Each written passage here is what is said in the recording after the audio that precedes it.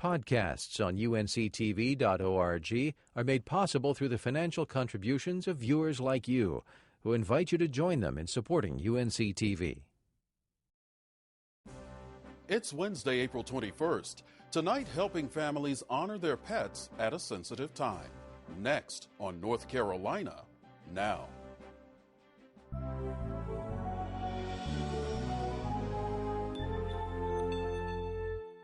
North Carolina Now is made possible through the financial contributions of viewers like you, who invite you to join them in supporting UNC-TV.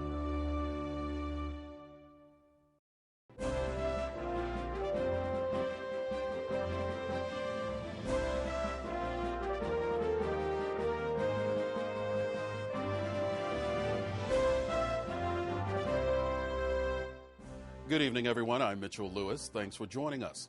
Tonight on North Carolina Now, we talk about the importance of organ donation in our state. April is Organ Donation Awareness Month in North Carolina, and the state has set an ambitious goal of signing up 4 million registered organ donors. We'll talk to two of the people behind the initiative. And later, we travel to the Natural Science Center of Greensboro to learn more about the future plans for the museum. But first, honoring the cycle of life. We've covered a few stories this year following how North Carolina pet owners pamper their dogs and fuel a growing pet services industry. Our story follows a delicate subject and deals with the passing of our pets. Kelly McCullen learned about pet cremation recently with a man who believes helping us through a pet loss is what he's meant to do. Tim McKinnish says he never thought his calling in life would be helping pet owners get through a very dreadful time. You're a pet mortician. Yeah, pretty much. But you love it, and you've told me you loved it. What is it? It's being able to help people. I've been working since I'm 15, and I've never found a job. I've done a good job at every job I've had, but I've never found a job that's so rewarding as this one can be. It's emotionally, it's the hardest job I've ever had. You'll leave here, you'll start out your day in tears, and you'll end your day in tears. Tim owns a pet cremation service he calls Faithful Friends. The company provides pet owners with options much like human cremations. The business has been open over a decade now, and over that time, Tim says he realized the pet funeral industry is where he's made an impact. You would meet somebody and explain how things were going to work, and they'd come up and give you the hug and tell you, you've really made a big difference in my life. And it's like, wow, I'm making a difference. And it's me, I can make a difference to people. And so it really, once I started doing it, it didn't take that long. Michelle Bertola says she didn't grow up thinking pet cremations would be her calling either. It's an emotional career, requires after-hours services, long drives, and sometimes bad weather, and always the willingness to lend a shoulder to cry upon. This has to be one of the few jobs, aside from maybe a doctor, nurse, maybe a police officer, fireman. Not too many jobs that I can talk with somebody on the phone for less than 5 minutes. They walk in our front door and throw their arms around me, hugging me. People are just so appreciative of everything we do. There's been days when I definitely said, I've had enough. This is actually killing me. And I'll go down the street and I'll start thinking about somebody and it'll bring me to tears. But then I have to stop and think about those people that's, Tim, I don't know what I would ever do if you left this. You've made such a difference in my life. God put you here for a reason, and you're doing exactly what you should do. Sure, all the ashes have gotten out. Not everybody can do it. You have to have a certain compassion. I work fire and EMS also, and this kind of fits right into it. You see people at their worst. We supply these to all the animal hospitals that we service. The trend has grown. A lot of people used to bury the pets at home. Now we can't do that so much because of rules and regulations from the cities and states and municipalities.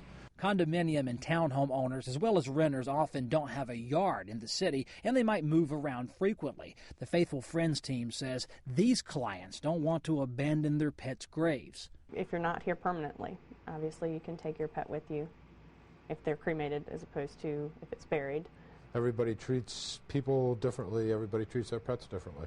Some people want them just to scatter the ashes, and that's fine. Some people want them on the mantle like they would their grandparents or their parents. David Martin is a former computer programmer who found a new career at Faithful Friends. His dog is cremated. But it's like the family members come home. They're still there with you. You remember them. You think about them from time to time. I can get emotional now thinking about our big guy. It's just knowing that he's close. How do you help? You can't bring it back. You just talk to them and let them talk to you and just get their feelings out. I mean, some people are very emotional, and I mean, not many jobs where you would want to hug people and stuff like that. And you kind of know, you can read people well enough to know, should I give you a hug if you're that upset? It's like we try to keep it affordable to everybody so that everybody has the opportunity to be able to do this because, like I said, this is somebody's family member. There are a lot of people that try to do this as a business. I have to pay my bills, but it's not just a business to me. If it were just a business, I'd lock the doors and be done. There are pet funeral and cremation services available throughout North Carolina. You can learn about Faithful Friends' work by visiting faithfulfriendspetcremation.com. We'll also have a link on our site at unctv.org/ncnow. In state news, transportation officials say the stretch of Interstate 40 closed by a rock slide should reopen soon. The State Department of Transportation reports the section of I-40 near the Tennessee border should be open to traffic on April 27th. The stretch has been closed in both directions since the rock slide occurred nearly 6 months ago. Work crews still have several tasks to complete before the road reopens, including drilling 10 more holes on the vertical edge of the slope and installing 31 more rock bolts in the mountain to shore it up. Over the next 3 years, the University of North Carolina's Center for International Understanding will develop a state network of 45 exemplary K-12 Chinese culture and language programs. The Confucius Classrooms, as they are called, will provide North Carolina students the opportunity to study Mandarin Chinese. The 45 North Carolina schools selected as part of the new state network of NC Confucius Classrooms will have hands-on experience with Chinese educators both here and abroad. North Carolina, this afternoon, is proud to tell you that we have become the first state in America to establish Confucius classrooms statewide. 16 Confucius classrooms in 12 school districts across North Carolina are marking a red-letter day for educational change in North Carolina. And now here's a look at tomorrow's weather. The gray skies are going to clear up across most of the state, although Boone will see clouds and a slight chance of rain. Temperatures will remain mild in the mid to upper 70s. Online retailer Amazon.com says it's taking a stand for free speech by fighting an effort by North Carolina tax authorities to identify buyers. The company says in a federal lawsuit filed in Seattle that North Carolina tax collectors have demanded information identifying the buyers of nearly 50 million books, movies, CDs, and other items since 2003. North Carolina requires residents to pay taxes on online items if they would pay sales tax in a store. Amazon says revealing buyers' names would harm customers who may have bought controversial books or movies and would diminish future sales. And now here's a look at what happened on Wall Street today.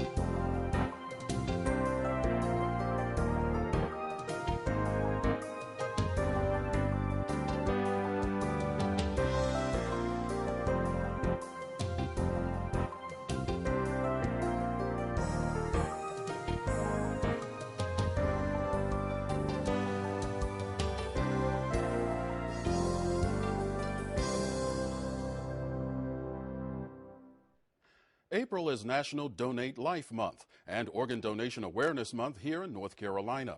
Shannon Vickery recently sat down with Representative Dale Falwell and Dawn Hall to learn more about organ donation efforts in our state.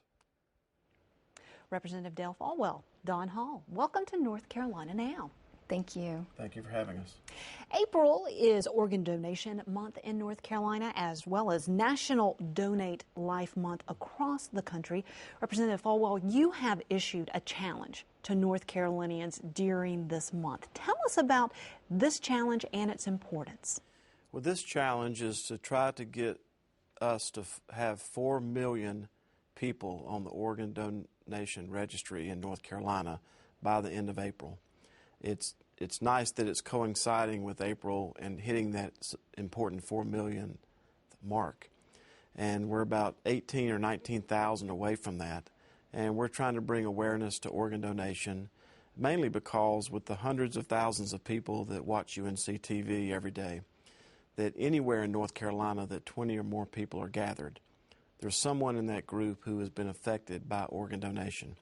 They've either had to make the decision to donate an organ on behalf of a family member, or they know somebody who has received an organ, and tragically, because our wait list is so long, they know someone who has died waiting for it. So to bring attention right in the middle of Organ Donation Month is so important, and we're really working hard so that we hit that 4 millionth mark by the end of April. Ms. Hall, you work with Carolina Donor Services. Tell us a little bit about this organization and some statistics about organ donation here in North Carolina.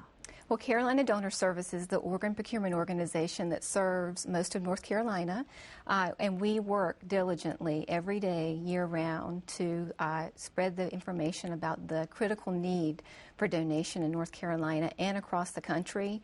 Right now, there are over 106,000 people waiting for a transplant and over 3,300 here in North Carolina. So as your viewers are watching, I'd like for them to know that it could be a neighbor, it could be a friend, it could be a family member who is on that waiting list and is counting on the generous gift of life that a donor could give them. Representative Falwell, if someone wants to take this challenge and wants to become an organ donor, what do they need to do? How do they take action? Well, the easiest thing for them to do as they're looking in their wallet to make a donation to UNC TV is to also look on their driver's license to make sure that it has a heart on it. And if it does not have a heart on the driver's license, then they can go into a DMV office and have that heart put on there. Or secondly, they could go to donatelifenc.org and do it through the internet. But all of those people collectively coming together, I think we'll be able to hit this goal by the end of April. Representative Falwell, you have traveled across the nation, across North Carolina, to bring awareness to organ donation. What are you finding here in North Carolina compared to the rest of the nation regarding public awareness of this issue? Well, fortunately, public awareness is very high here in North Carolina. We are the beacon in so many different areas, including this one. The General Assembly, with the governor's signature, passed a law 2 years ago called the Heart Prevails.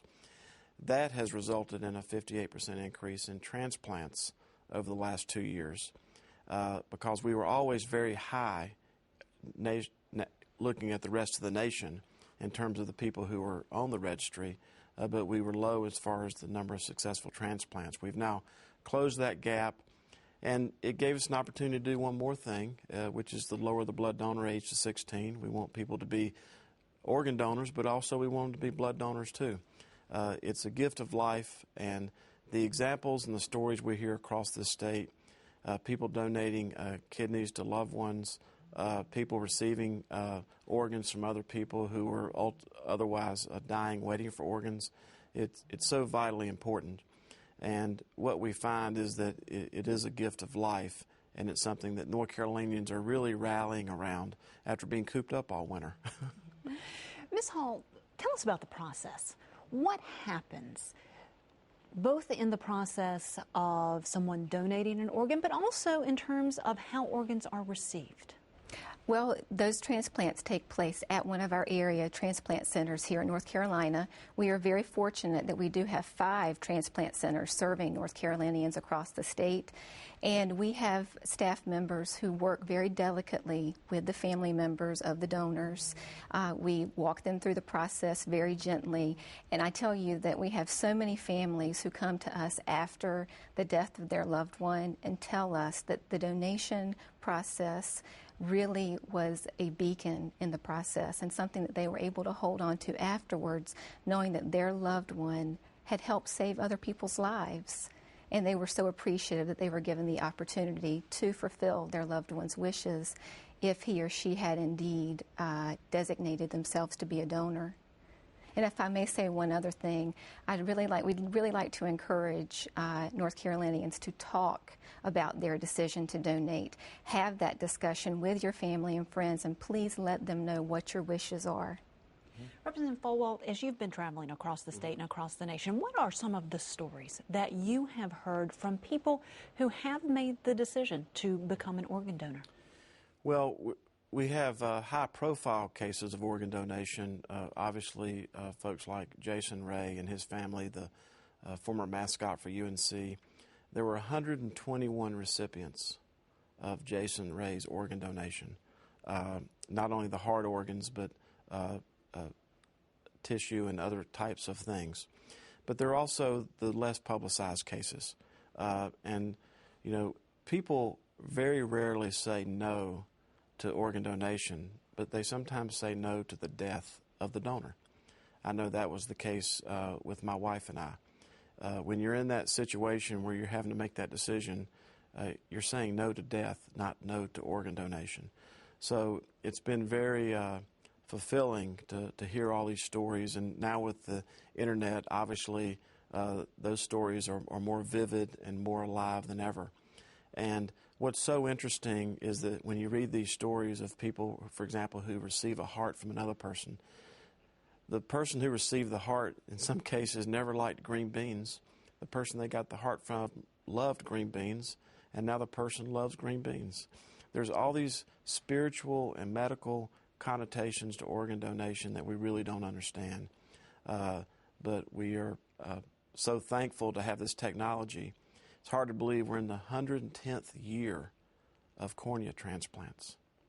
110 years ago, they started this with corneas and eyes, and now we have evolved to where we are today, and we're so fortunate to have these very important transplant medical centers across North Carolina, from the mountains to the sea.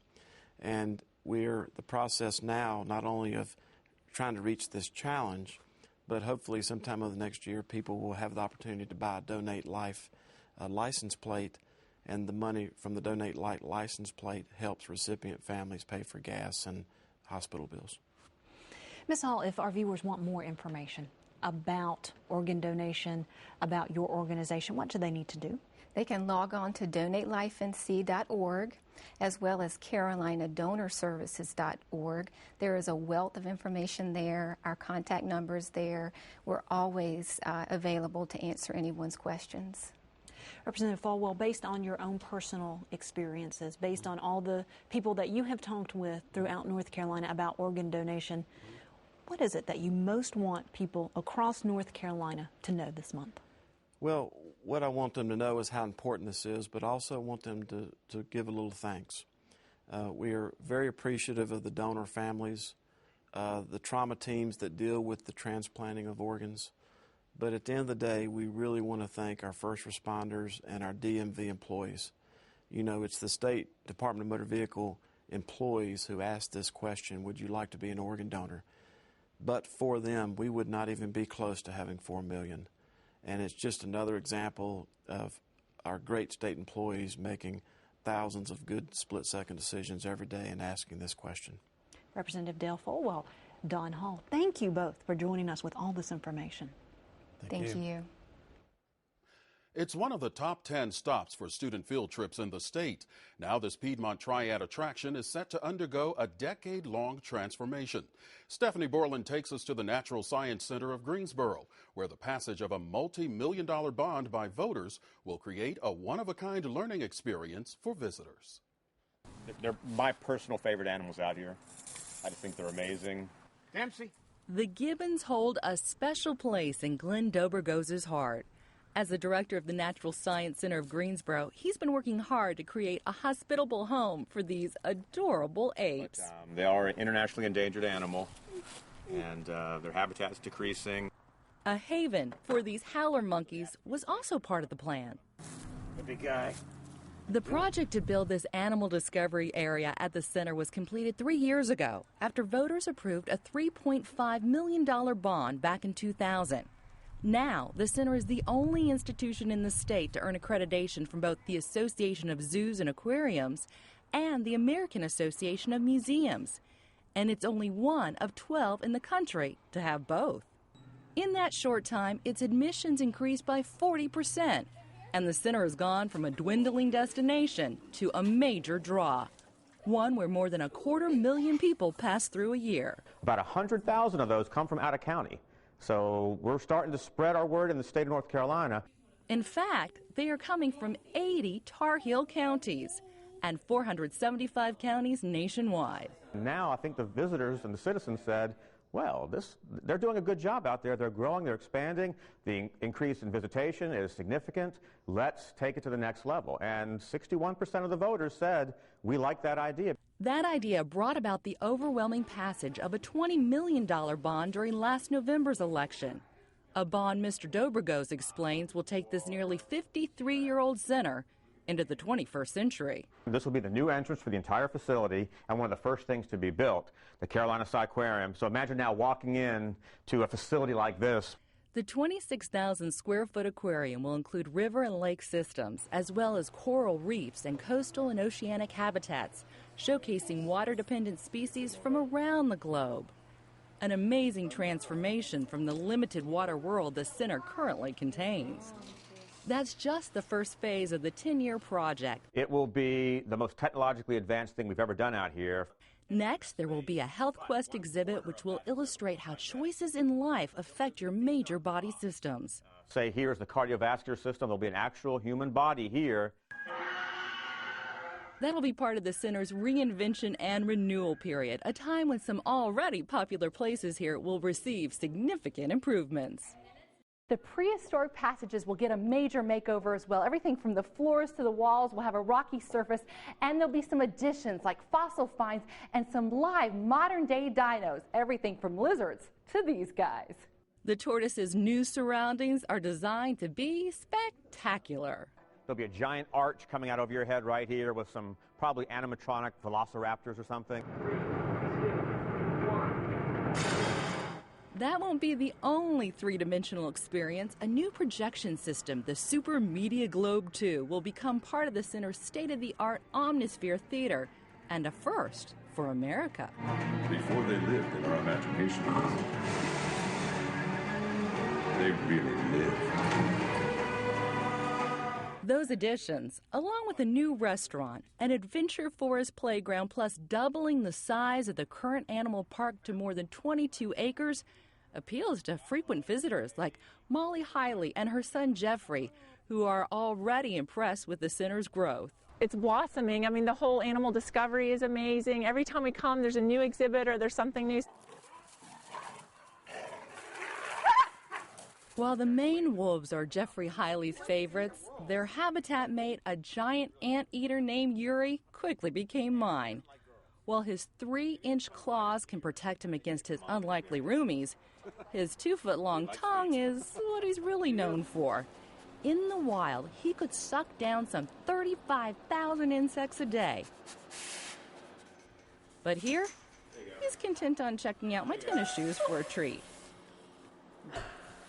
Sorry, Yuri, no grub worms in there, and I'll probably need a pedicure now. Yuri and the Maine wolves will also have some new neighbors once the expansion is finished. I think it's going to be amazing, not only for our family and for other families, but for school children all over this area. Black bears, a red panda, and a skylife exhibit that will focus on human versus animal flight will make the state's 14th most visited attraction even more attractive, increasing tourism, which is expected to provide a bigger bang for the taxpayer's buck. We're looking at perhaps $20 million in fiscal impact and maybe 250 jobs. To crunch those numbers, Dr. Andrew Broad, the director for the Center of Business and Economic Research at the Bryan School at UNC Greensboro, was brought in. As for the capital expansion itself, that 10-year program of construction and investment, design, etc., will add something on the order of about $24 to $30 million to the county economies.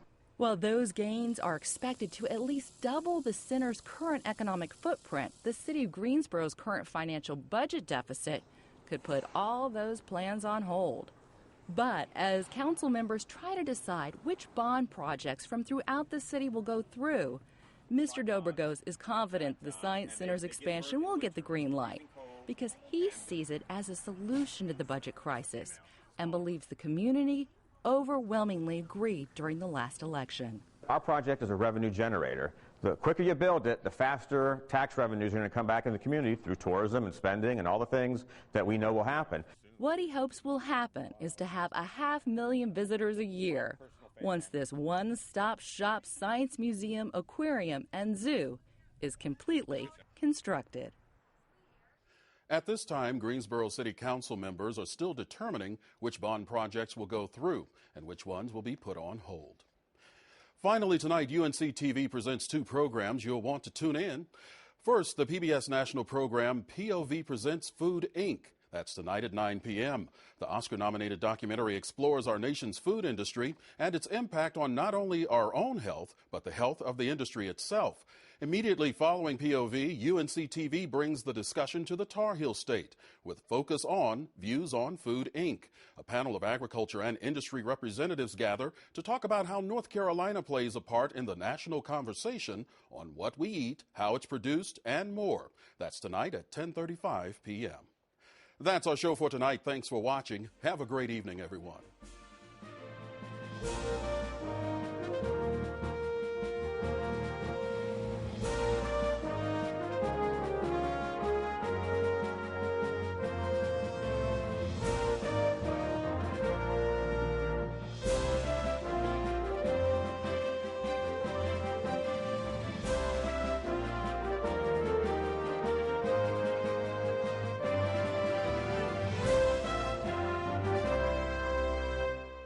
North Carolina Now is made possible through the financial contributions of viewers like you who invite you to join them in supporting UNC TV. Podcasts on unctv.org are made possible through the financial contributions of viewers like you who invite you to join them in supporting UNC TV.